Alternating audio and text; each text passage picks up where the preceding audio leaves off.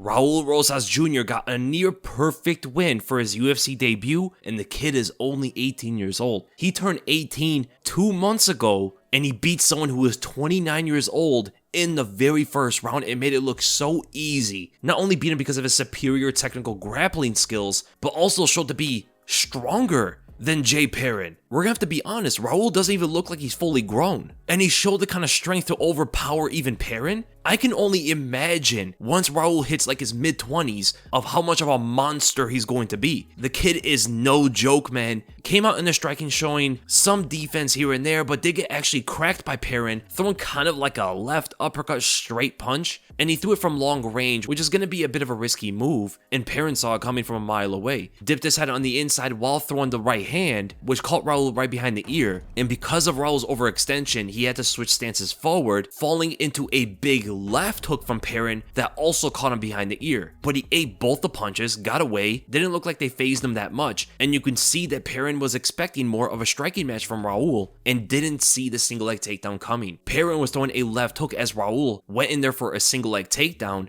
The shot was pretty nice, but Perrin did a very good job of holding his ground, holding his balance all the way up to the cage, and Raul had a pretty hard time of trying to trip him out, so ultimately he went to overpowering the adult. I mean, Raul is an adult, but he wasn't a couple months ago, which is pretty funny. And the way that he did it was, once he has Perrin up against the cage, he brought his right knee underneath Perrin and in between Perrin's legs. This gives him kind of like a focal point of where he can lift his opponent up. So turning the single leg takedown into a high crotch, this became very possible for Raul to pull off. But because of the angle that he lifted Perrin, he had to change it up while holding Perrin midair. So using even more strength, he's maneuvering Perrin in the air to bring Perrin in front of him, and there he can slam him to the ground. And Perrin made the mistake of trying to get up immediately. He thought he had enough time. He thought he had the kind of speed to get up before Raul can capitalize. But Raul got right to his back immediately. And from there, Perrin was doing a very good job of keeping his right side of his body up against the fence. And the reason why that's very important for him is it blocks Raul's opening to get his back, right? So Raul is going to need the hooks in order to get his back. And if he only got it on this left side of Perrin, Perrin will be able to use the cage to always keep Raul from getting the full back. So Raul was intelligent enough to know that he's going to need the other side. He needs to take Perrin off of the cage so he can get that far side hook in. And if he's able to get that, Perrin's in all sorts of trouble of trying to defend the other hook. So what does Raul do? We see his creativity brought back again from his fight in the Contender Series. So he jumps on top of Perrin's back and kicks off the cage at the same time. And you could see it separates Perrin from the cage. But he couldn't hold himself up long enough to hold that kind of position. So Perrin put his side to the cage again, blocking it off. Raul needed another strategy to pry him away from the cage again.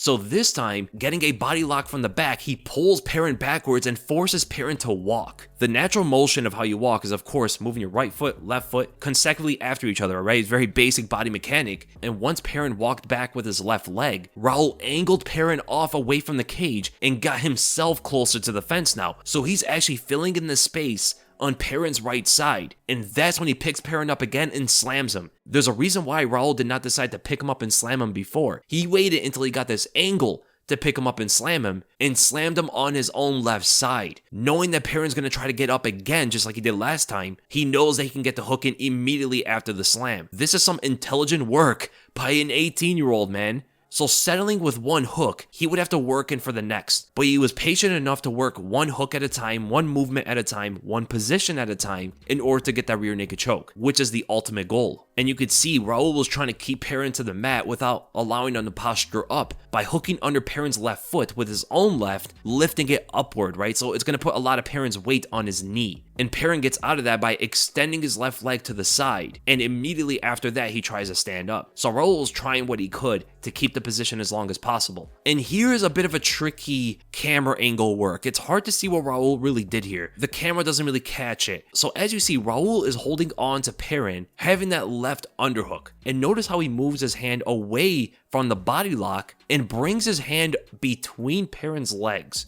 Now, I don't want to think this is what happened, but he may have grabbed Perrin's cup, or he grabbed Perrin's right hamstring. And the reason why it's possible, I'm not going to say it actually is, but it's possible he grabbed his cup, is also because of Perrin's reaction. As soon as Raul brought his hand in between his legs, Perrin crouched down awkwardly because of it. And that's what Raul was looking for the whole time. He wanted to break the posture. And Perrin only did that once Raul reached in between his legs. So it's very possible he grabbed his cup or he grabbed behind his leg in order to pull in the leg. And once the posture broke, that's when Raul was able to get both the hooks in and ultimately work for that rear naked choke. So now he has the position and all he needs is the finish. And eventually, after continuous hand fights, Raul is able to get a very awkward rear naked choke on Perrin. As you can see, the grip, it's not on the neck, and only one side of Perrin's neck, or you could say his artery, is getting blocked off here. But it was enough for Raul to get the submission. That must mean this kid has a crazy squeeze, like insane amount of squeeze. So we already see the strength that he has. I can only imagine a lot of that's also into his pure squeeze, pure grip. And ultimately, he gets the finish. I'm so happy for the kid. Big win in his UFC debut. Got to talk to Joe Rogan after. Huge crowd on a pay-per-view. Headlined the prelims of all things. Raul Rosas Jr. definitely has a very, very bright future. And it's great to see the level of competition he's fighting continue just like this. You don't need to throw him to the wolves or anything like that. He did say that he wants to be a world champion at 20 years old. It's very ambitious. But with the way that they should match him up, I don't think it would be possible, to be honest. Maybe 21, 22 years old, that may be possible. But in the bantamweight division, I mean, it's super stacked. It could even be argued to be the most stacked division in the whole UFC. So he definitely has his work cut out for him. But before any of that, he should really just focus on getting better.